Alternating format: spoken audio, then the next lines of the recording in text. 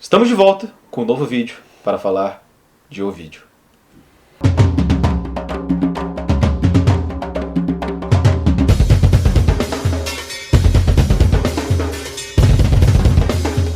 Vamos lá, galera. Vídeo do Ovídio. Continuamos então com nossa leitura coletiva de Metamorfose do Ovídio. Está aqui Rodrigo Tadeu Gonçalves, tradutor de Metamorfoses, entre outras coisas igualmente maravilhosas. Vamos aqui hoje falar sobre os livros 2 e 3 de Metamorfoses, que vai aí até a página 120, mais ou menos, da página 67 até a página 120. E galera, quem não está fazendo ainda a leitura coletiva de Metamorfoses com a gente, ainda dá tempo, cara. Pega, começa a ler, tem o vídeo já do livro 1, tá uma verdadeira aula. É só pegar, a gente vai te levar pela mãozinha, olha aqui a nossa cara, a gente não tem cara de quem vai ajudar você a ler o livro, a gente vai ajudar. Então vamos nessa, tá bom?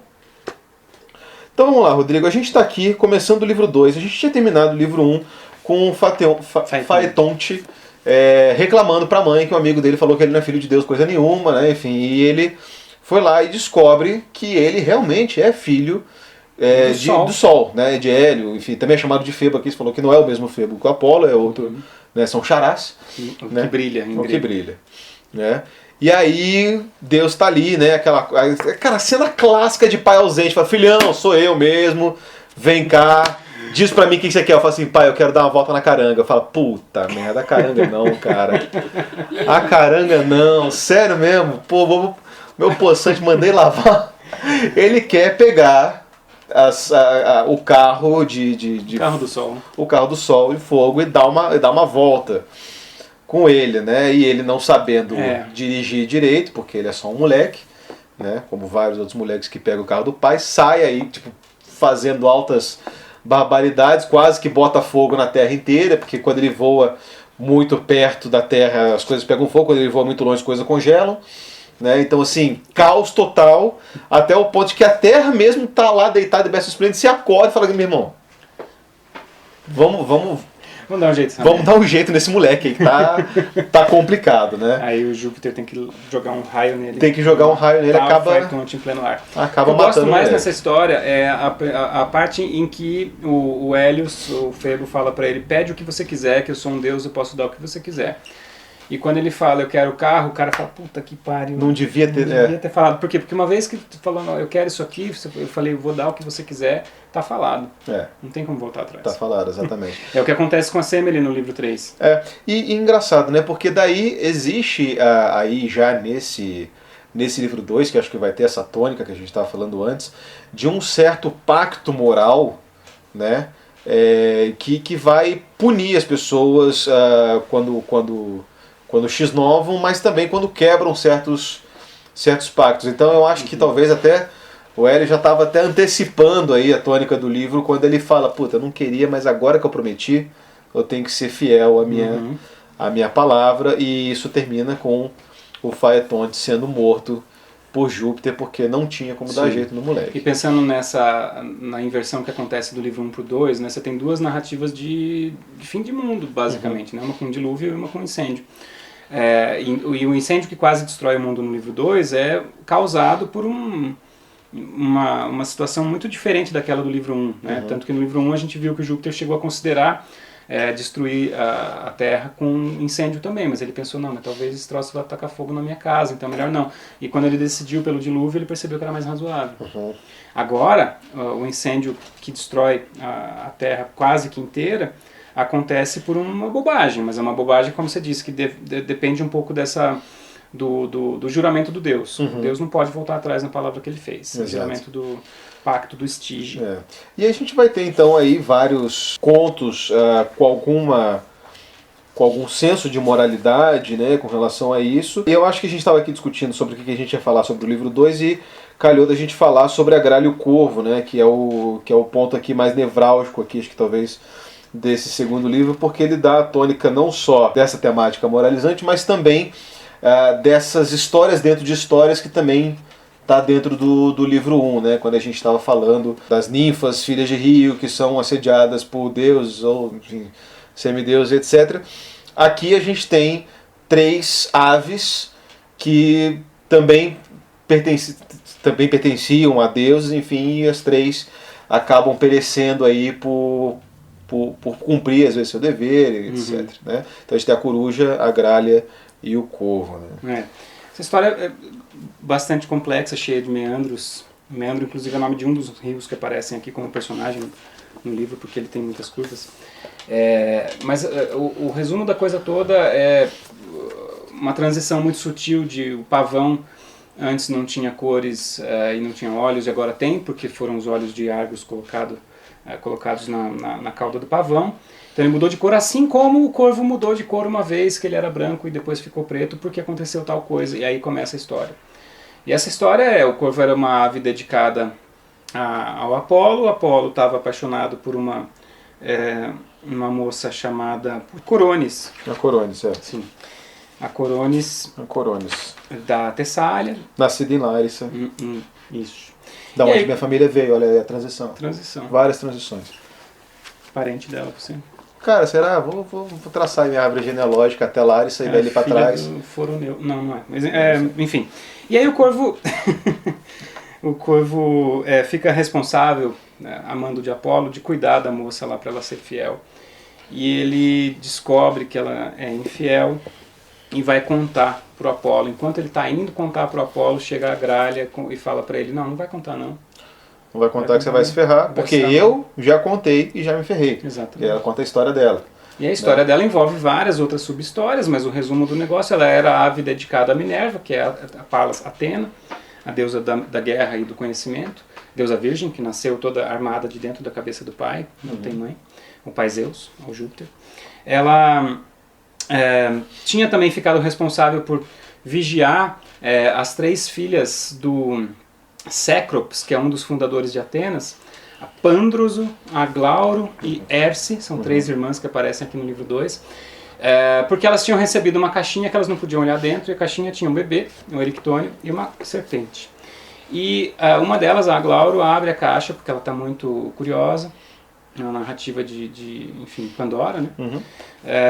E aí a Gralha resolve contar a história para Minerva, e quando ela vai contar, a Minerva fica muito brava com ela, e tira ela do séquito da deusa Minerva e coloca no lugar da ave, digamos, responsável ali, a coruja.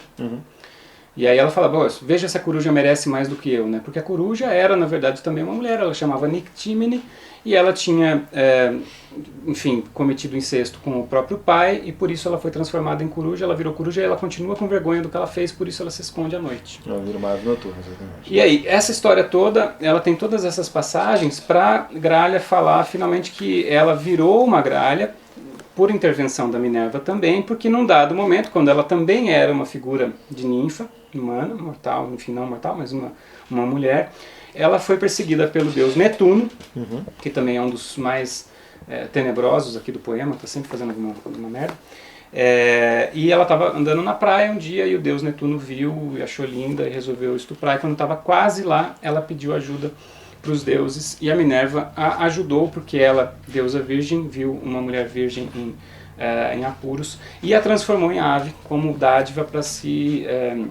para evitar o estupro.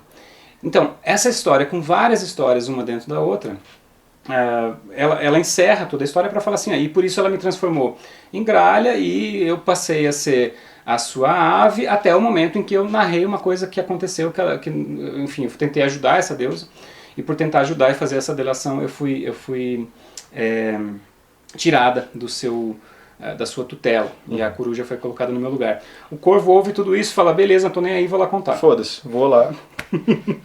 E ele vai e conta que a Coronis deitou-se com outro jovem da Tessália, o Apolo fica muito bravo, mata ela com uma flechada, mas ela está grávida do deus Esculápio, que é o deus da medicina. Então antes de morrer, o Apolo vai lá, tira o Esculápio, o bebê da barriga dela, antes que ela morra. E transforma o corvo em ave preta, né? Porque transforma o corvo numa ave preta porque ele delatou. Então essas são várias narrativas de contar a verdade. Aí o pessoal fala, não, talvez não seja bom sair falando a verdade. Exato. E aí tem essa coisa de falar a verdade, ser punido e etc. Que junto desses erros que cometem serem punidos, tem o Action, que vê Diana, né, se banhando. No livro 3. No livro... Esse aqui está no livro 3 já, então a gente deixa pro livro 3. Sim. Mas também vai se repetir. E tem aqui eu acho que está no livro 2, que é a história das vaquinhas lá, que ele rouba, né? Sim. Que é do... Como é que é o nome do cara que vira pedra de toque? Bato. O Bato, exato. E aí, de novo, a transição é muito sutil e muito louca, né? Porque depois de contar essa história do corvo, o bebê Esculápio nasceu, e o Apolo, claro que não vai cuidar, né? Deus vai ficar cuidando de filho, entrega para o centauro Quiron, que também é famoso, para ele cuidar. E o Quiron tem uma filha, que é chamada Ocíroe. E Ocíroe, por acaso, é uma profetiza, e ela faz uma profecia dizendo que o Esculápio vai crescer e vai virar o deus da medicina, que o Quiron vai crescer e vai morrer com uma flechada do Hércules, e que ela mesma vai virar uma égua. Enquanto ela está falando, ela está virando égua, ela não sabe muito bem porquê, mas é porque ela é filha do centauro, ela imagina, né? Tem duas naturezas, de homem e de equino, e ela vira uma égua, e a narrativa transforma ela na égua, e quando ela finalmente vira égua, é que a gente vê a transição para essa passagem do Bato, porque o centauro perde a filha, que se transforma numa égua, e ele vai se lamentar e chorar. Quando ele está se lamentando e chorando, ele pede ajuda para Apolo, e o narrador, muito por acaso, diz Apolo, que estava ali, morava numa certa região, tinha um certo rebanho de gado que era dele e tal, e ele pediu para um cara cuidar, o cara chama Bato, e de repente o Mercúrio chegou, o outro deus, viu aquele monte de gado e falou: vou roubar esse negócio. Sensacional, né, cara? A história. Sensacional. Enfim. E aí rola isso, né? Enfim, o Mercúrio rouba, fala que vai deixar lá, enfim, né? E ele promete que vai dar pro Ele vê Bato, que o cara viu, né? Ele Aham. vê que o cara tá cuidando. Aí ele vai, esse cara viu que eu roubei. Aí ele chega lá e fala assim: então, quanto você Vou quer pra não falar subornar, nada? né? O cara vai subornar. Eu te pago tanto pra você não falar nada. Eu te dou uma vaca, uma dessas vacas, né? Eu te dou uma vaca. As vacas eu já tô tomando conta, exato, uma vai ser sua. Aí vai, tá bom. E daí ele vai e fala assim: então beleza, estamos combinado? Estamos combinado. Aí ele vai atrás de alguma cortininha, troca de forma, volta como um cara e fala assim: tá sabendo onde tem vaca aí pra vender? E aí o cara fala assim: não sei. Eu falei: não, mas olha só, se você souber, eu te dou 2 vacas. O cara fala: não, então tá bom, então tá ali. Aí o cara tira a máscara e fala: né? Achou que você tava se dando bem, exato. Mas no final das contas era eu, né? Tipo, teste de fidelidade do João Kleber, assim. Faz uma, né? Sem o João Kleber pra falar para. E aí ele é transformado numa pedra de toque. Numa pedra de toque, justamente, né? Enfim, eu acho que aqui a gente tá bem... Uma coisa que eu acho interessante falar do livro 2, que a gente pulou, é a narrativa sobre a Calisto, porque a Calisto... Vamos voltar rapidinho para o livro 1. Quando o Júpiter faz a narrativa para os deuses para reclamar do Licaon, que era o rei tirano da Arcádia, ele conta, num dado momento, que então eu resolvi descer na Terra para dar uma olhada para ver como é que estava o negócio lá. E ele dá a entender que ele meio que não sabia o que estava rolando. Tem que descer para ver e tal, vai fazer uma supervisão ali e ver o que está acontecendo. E quando ele chega lá, ele vê que o Licaon de fato é um cara tirano e todo o resto. E faz o que ele tinha que fazer, transforma ele num lobo e tudo mais. No livro 2, depois do incêndio e depois que ele mata o Faetonte e restitui o Hélios a função de conduzir o carro do Sol, porque a Terra ficou irritada e reclamou e pediu para as coisas voltarem ao normal, ele tem que fazer essa mesma inspeção no mundo. Então ele tem que ir lá ver como é que tá, tem as muralhas protegendo, não sei o que, como é que qual que é o tamanho do dano estimado. E ao fazer essa passagem pela Terra, ele vê a Calisto. E assim, a gente vai descobrir que a Calisto, lá no final da narrativa sobre ela, a gente descobre que ela é filha do Licaon. Então, de novo, né, a gente tem narrativas que se espelham de um jeito ou de outro. Tem uma inversão da primeira. Lá ele foi para punir, agora ele vai para ver se está tudo bem, para resolver o problema, e de repente ele vê essa mulher, essa moça, que ele imediatamente se apaixona. E fala: vou estuprar. Exato. E ela também era dedicada a Diana, e ele resolve ir até ela, e tem uma narrativa do discurso do próprio Jove, dizendo, entre aspas, inclusive, né, desse crime de certo a esposa não saberá, diz. Ou, se souber, vai valer a pena. Se vai, a contenda. Isso depois da Io. Então ele já brigou com ela por causa da Io, e agora, se ela souber, vai valer a pena. Tá pronto para brigar de novo. Tá pronto para brigar. Então, ele se fantasia da deusa Diana, que era a deusa a qual a Calisto era dedicada como ninfa. A Diana é uma deusa caçadora, uma deusa virgem, uma deusa da floresta, uma deusa da natureza, identificada com Hécate no inferno, com a lua no céu, a Febe. Portanto, ela tem lá as suas ninfas seguidoras. Quase todas as ninfas aqui do livro são seguidoras de Diana. Ele se fantasia da Diana e chega pra ela e começa a falar, e aí, como é que foi a caçada, não sei o que, e começa a dar em cima dela e meio que estupra ela na forma de Diana. É um negócio horroroso. Ela se esconde, passa a odiar tudo que diz respeito à floresta e o que ela gostava antes. E quando ela finalmente volta ao convívio da Diana, ela descobre que ela está grávida. E ela tenta esconder até o momento em que não dá mais. E ela é expulsa do séquito por estar grávida, por não ser mais virgem. Essa situação chega ao conhecimento da Juno, que se revolta. Transforma todo mundo em urso. Transforma ela em urso, e ela já tinha parido um filho chamado Arcas. E a Calisto, transformada em urso, quando o Arcas, que é um caçador, a encontra na forma de urso, ele vai caçar, claro, é um urso. E ela, que mantém a psique, a consciência humana ainda, e reconhece o filho ali dentro, na frente dela, não consegue avisá-lo de que ela é a mãe dele. Né? E só por intervenção do Júpiter, na hora que ele vai finalmente matar a ursa, o Júpiter fica com pena, ele fica com pena e transforma os dois em constelações. A mesma coisa de um afeto que vira ódio e que vira morte vai acontecer no Action também, né? Exato. Enfim, no livro 3, a gente já chega lá. Bem bonita essa história, né? E o livro 2 termina com o rapto de Europa, né, cara? Que é também uma das luas aí de Júpiter. E aí ele dá essa transição para o livro 3, né? Porque Júpiter rapta Europa, e aí tem ela é filha de quem mesmo? Agenor. Agenor.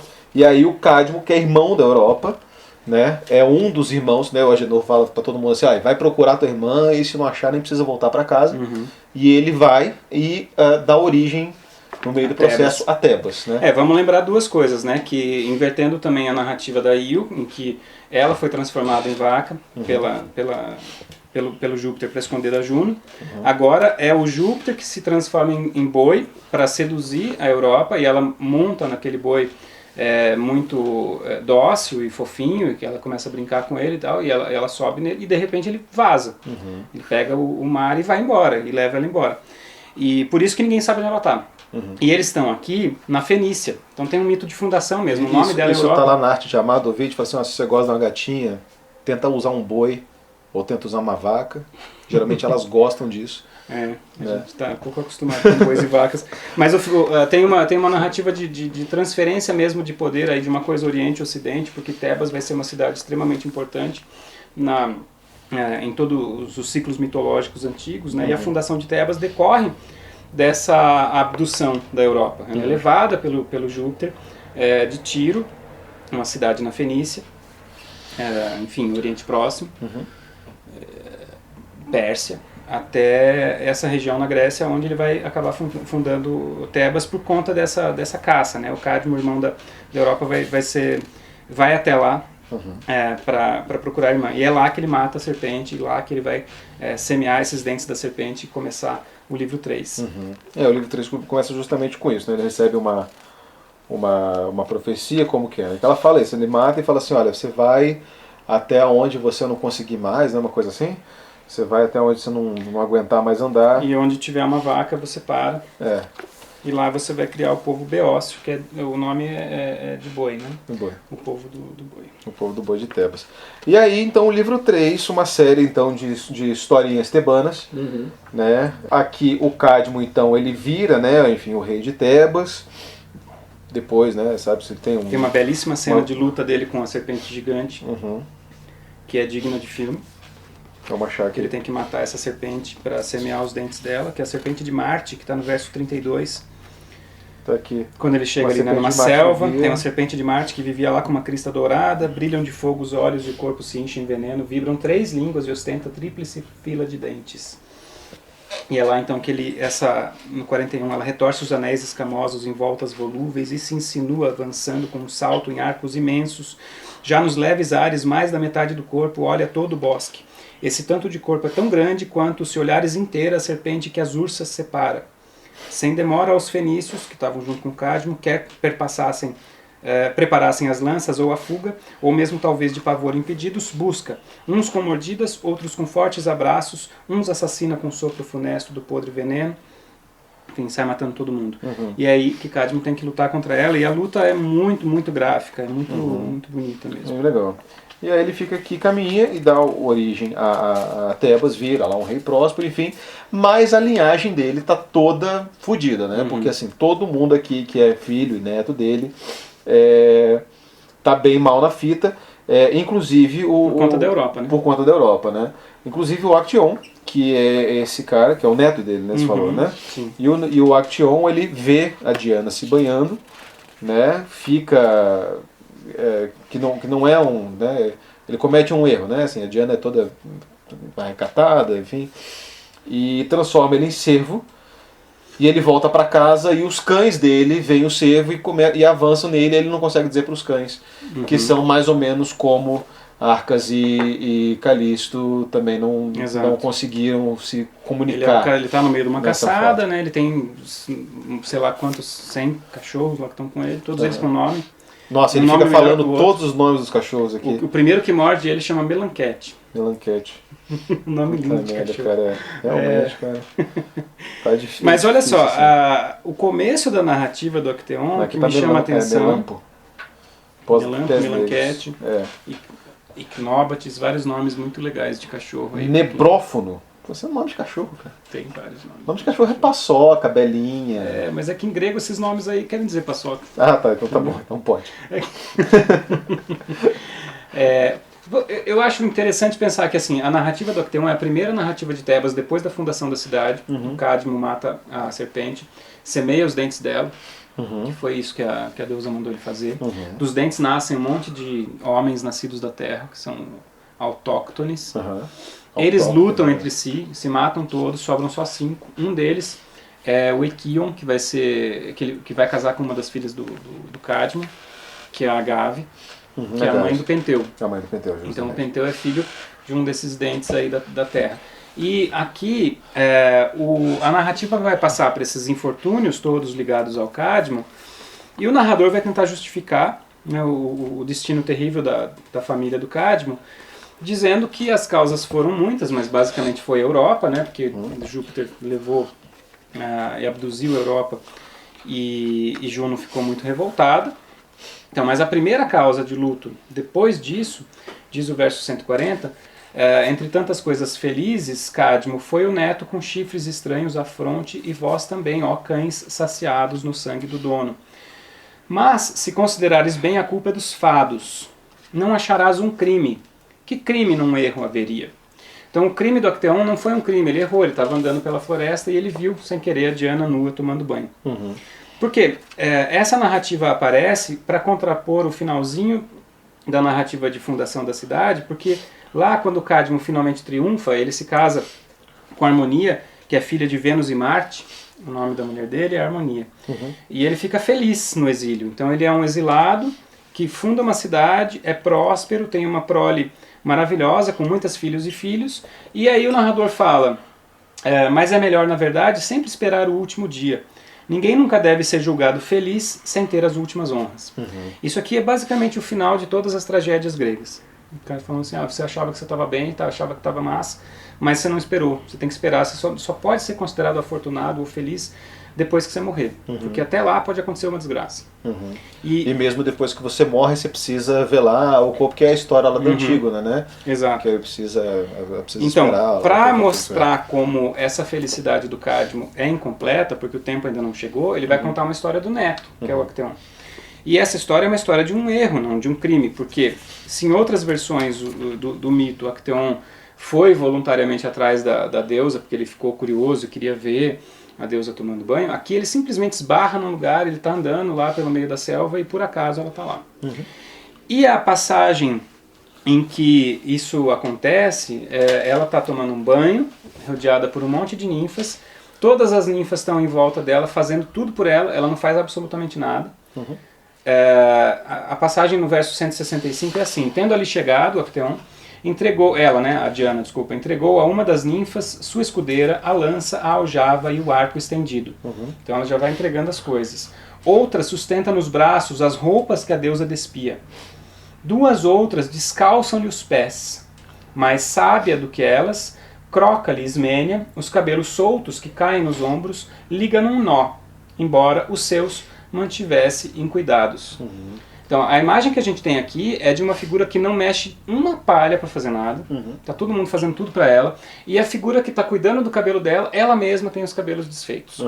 Tá? É uma imagem de poder. Certo. Uma figura de grande poder que não se dá ao trabalho de nada. Né? Que tem um séquito enorme fazendo coisas por ela. A gente pode pensar aqui numa leitura política também, pensar assim, será que ele está falando de alguém? Do imperador? Sei lá. Pode ser. E aí, por acaso, né, que o Acteon chega lá, vê, ela entra em desespero total, assim, as ninfas fazem um corredor, uma cortina em volta, mas como ela é muito alta, ele vê mesmo assim, e aí ela resolve se vingar, né, e transformá-lo em um cervo. E ele mantém de novo consciência humana, e é por isso que quando ele é destroçado pelos próprios cães, a coisa é mais terrível ainda, né, porque ele está sofrendo muito. Entendi. Aí tem aqui o Juno decide por Semele, enfim.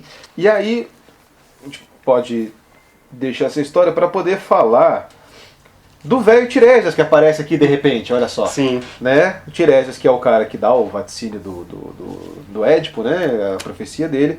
Aqui já é o velho que um dia tá lá vendo 2 cobras transando. Aparentemente dá para você ver isso, você sair no mato.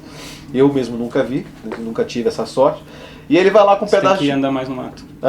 Pois é. Ele vai lá e aparta com um pedaço de pau as 2 cobras. Isso aí, por alguma razão, emputece muita gente.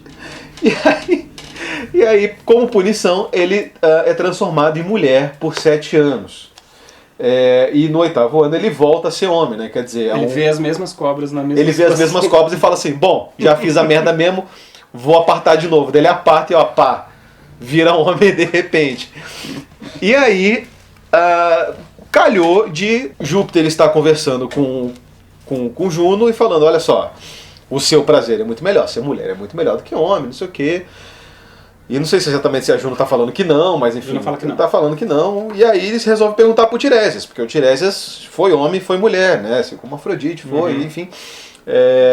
A gente não pode esquecer que nesse momento eles estão num momento de rara harmonia conjugal, alcoolizados, que tá aquele pachorrento de néctar, tá tomando néctar, juntos tão felizes e rindo e falando um com o outro. Logo depois da narrativa sobre a Semele, que é a mãe do deus Dioniso. Certo. É verdade, esqueci. Que o Júpiter né, tinha essa amante, que é uma das filhas do Cadmo, e ela descobre, e ela se fantasia de uma servidora, de uma escrava da Semele, e vai lá e bota a pilha nela para falar assim, mas se você está ficando com o Júpiter, você devia pedir para ele se mostrar no esplendor total dele, como ele se mostra para Juno quando eles estão juntos. E ela vai lá e pede, quero pedir uma coisa pra você, pode pedir o que você quiser. Queria que você aparecesse pra mim que nem você aparece com a Juno.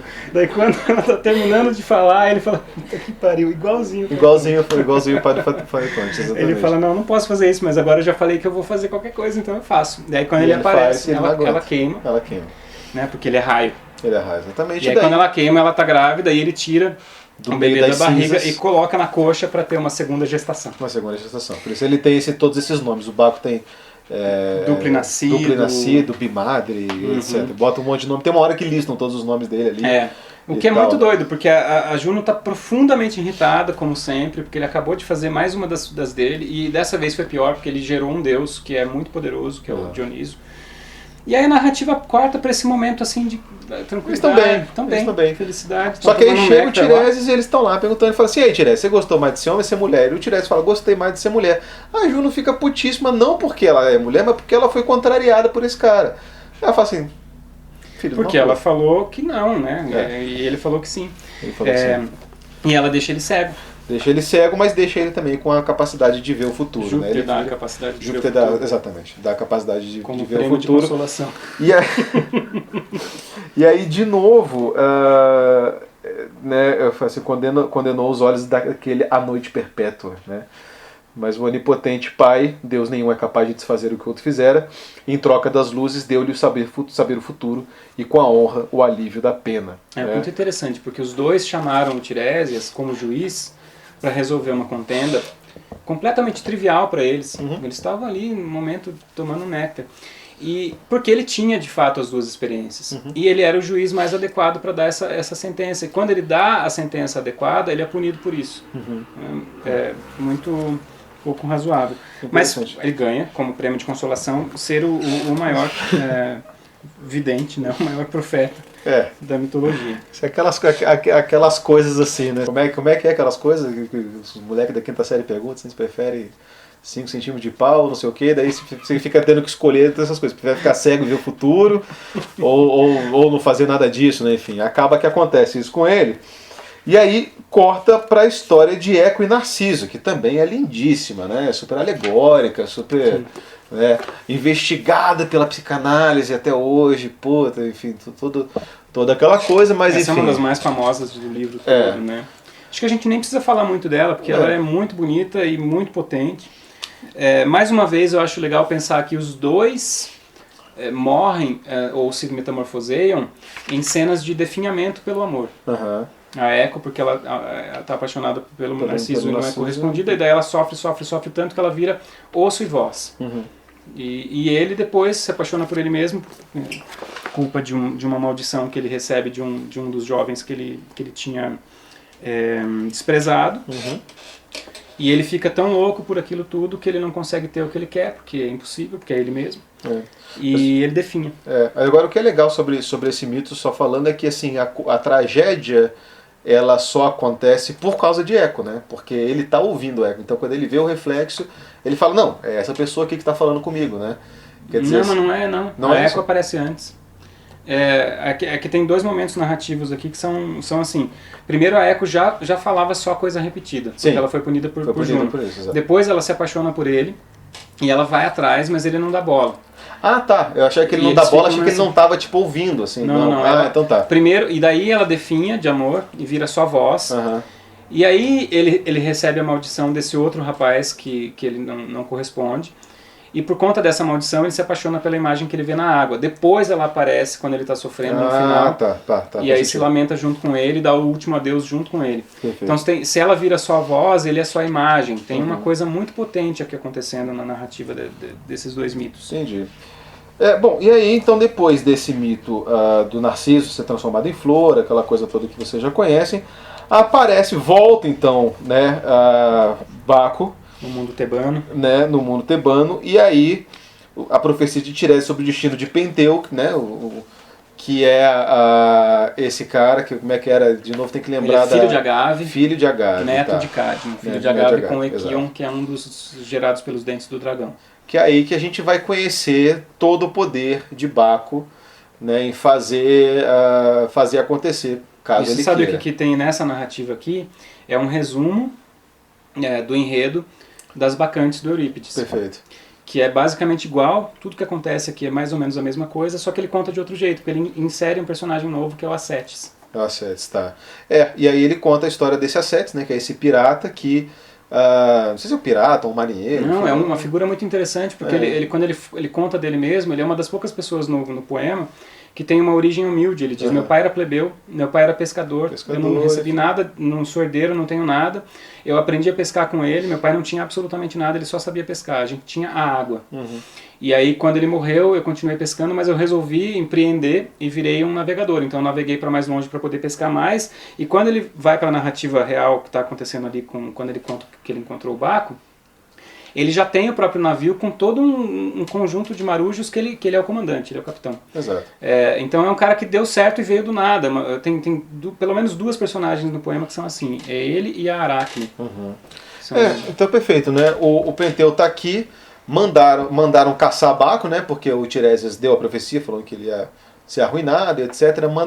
Manda todo mundo buscar Baco e a galera traz de volta esse Acétis, né, que é um cara que vai contar a história dele, e ele conta essa história, que ele tem o Baco, enfim, e um dia ele estava no Baco e os marinheiros lá do barco dele trouxeram um menino, né, com aparência virginal, dormindo.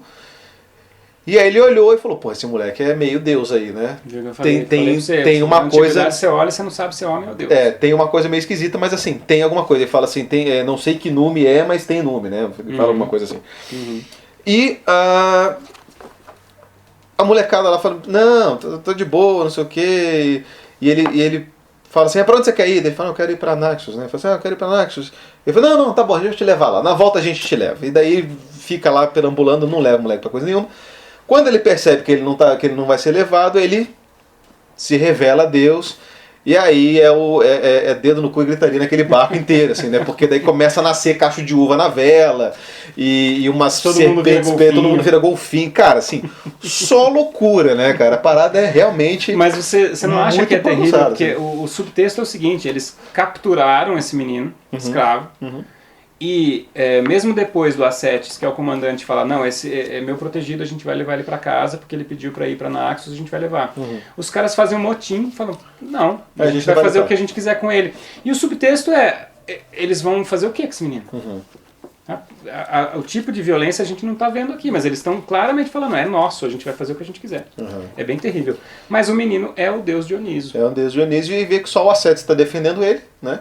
E aí ele...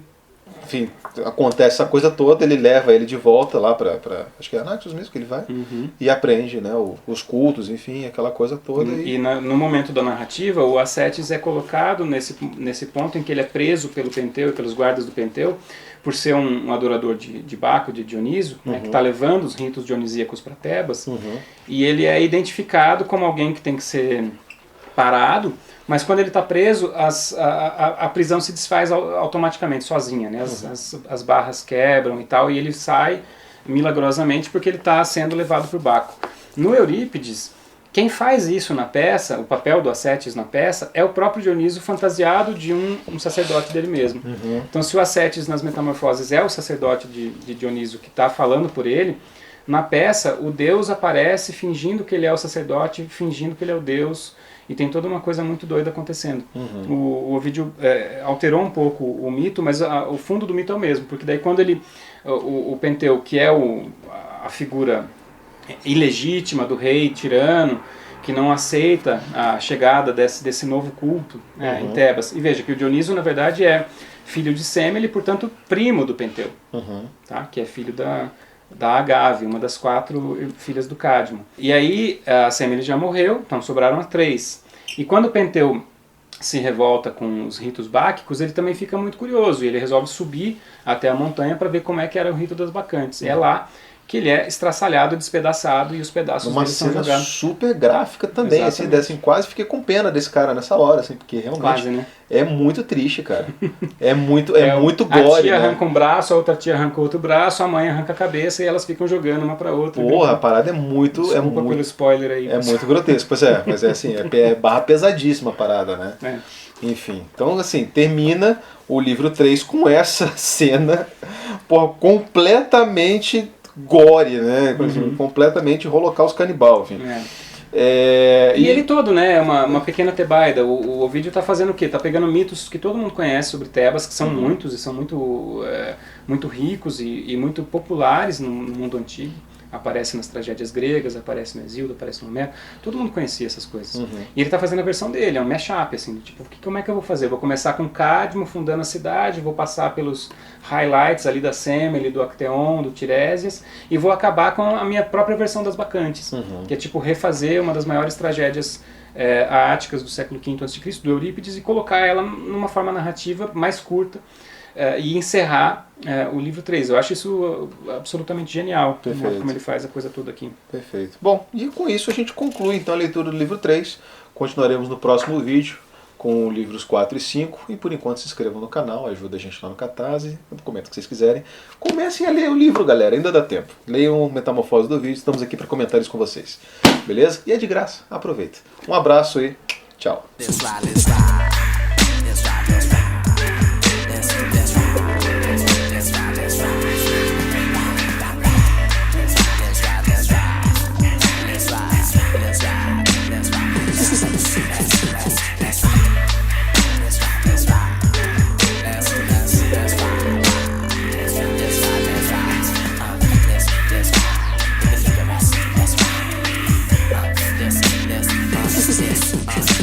M-I-A-M-I. Drive like a semi. Am I just another brother like a lover like am I? Think